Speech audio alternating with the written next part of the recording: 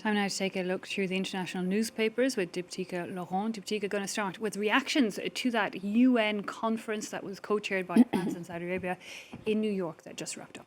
Yeah, that's right. That UN General Assembly brought together high-level officials earlier this week, co-chaired, as you said, by Saudi Arabia and France, notably their foreign ministers. It did not include Israel or the US, however, because both those nations boycotted the summit.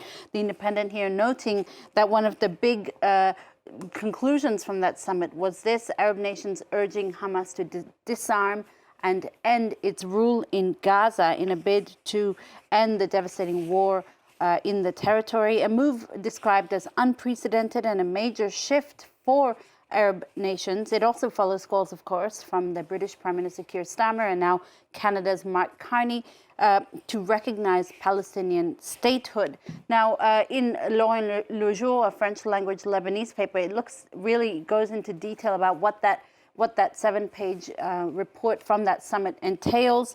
It includes a 15-month timeline for the creation of a Palestinian state, returning control of the enclaves to the Palestinian Authority, and then, upon Egypt's suggestion, a plan to reboot the economy there with the injection of international funds to help rebuild Gaza. Okay. Meanwhile, Diptyque, you've noticed that on the Arab news, the Saudi daily paper, they have the King of Jordan on the front page on the issue. Yeah, they're quoting King Abdullah, as you see here, who said that the Gaza crisis is the worst in modern history. It comes, as you see there, after settlers cut off West Bank village water supply and dozens of Palestinians killed amid starvation that is pervading through the Strip. In its editorial today, the paper says that countries should act unilaterally in recognizing Palestine and that it should not be an act of defiance, but a pledge to uphold human dignity and end decades of suffering. And inside Arab News today, there's this page on page 3, looking at all the celebrities taking a stand against the crisis in Gaza, including, you see there, Angelina Jolie, Susan Sarandon, and also Dua Lipa, the British Kosovan pop star. Okay. Meanwhile, Diptyque, here in France, somewhat of an unusual front page for many. It's a sports star, a swimmer, taking over. Yeah, Léon Marchand, the French Olympic swimmer, who is really splashed across all the pages today. Let me show you some of them beyond just L'Équipe, which of course here is a French sports paper. You also have Le Parisien and also Le Figaro Sport. Le Parisien, of course, reporting on the fact that the swim champion smashed a world record in World Swimming Championship semifinals in Singapore on Wednesday. He beat the record for the 200-meter medley, smashing the previous record by more than a second, which doesn't seem like a lot, but it is, I think, in swimming. Eve, that previous record had been set by U.S. swimmer Ryan Lochte in 2011. That's why they're going with this headline, Léon Nissim, on its front page, and also noting that it comes pretty much 1 year after his exploits at the Paris Olympic Games. In fact, the paper's editor notes that sometimes for many athletes or sporting champions, the hardest thing is not reaching the top, but staying there. Indeed, for Léon Marchand, he's really consolidated his Olympic wins with these new exploits in Singapore. Le Figaro, you see here, calls it a fabulous world record while he awaits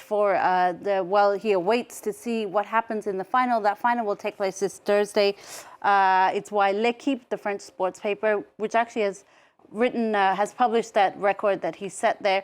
It says that all eyes will be on Léon Marchand this Thursday as he competes in the final of the 200-meter medley race. Here's hoping he might maybe break some new records. Eve. Okay, well, good luck to him. I also feel sorry for the person who lost his record by a second. It happens. So a lot of eyes here in France on that French swimmer, but some also looking across the Atlantic to a former Canadian Prime Minister. Yeah, that's right. Justin Trudeau was seen dining with Katy Perry in Montreal at a upmarket dining establishment, the New York Times tells us. Now, the former Canadian Prime Minister separated from his wife 2 years ago. Katy Perry herself single after her recent split from Orlando Bloom. They were spotted at this upmarket establishment in Montreal on Monday, right before her concert in Montreal, which Trudeau also attended. The New York Times noting that they had dinner, inviting a serving of speculation about what they were doing together, how well they know each other. Is it friendly? Is it more than friendly? Is this a new unlikely celebrity couple, Eve? In any case, for the Canadian broadcaster, it sort of looks at what skeptics might think about this. Is it a date, just dinner? It doesn't matter. It could have also been a strategic move, the website says, to rehabilitate their respective public images. Katy Perry's public image, of course, taken a battering since that cringy trip to space with Jeff Bezos' wife.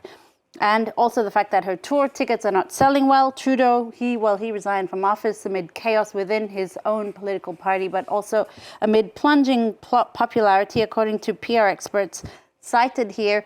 It's clear the couple wanted to be seen because they were seated right next to the window when they could have been seated at the back to avoid being caught in the public eye. Anyway. Okay, I'm going to decide. Each to their own. Each to their own. I'm going to decide not to comment any more on that last story, Diptyka. But thanks a lot for that look at the international papers. Diptyka Laurent with us there.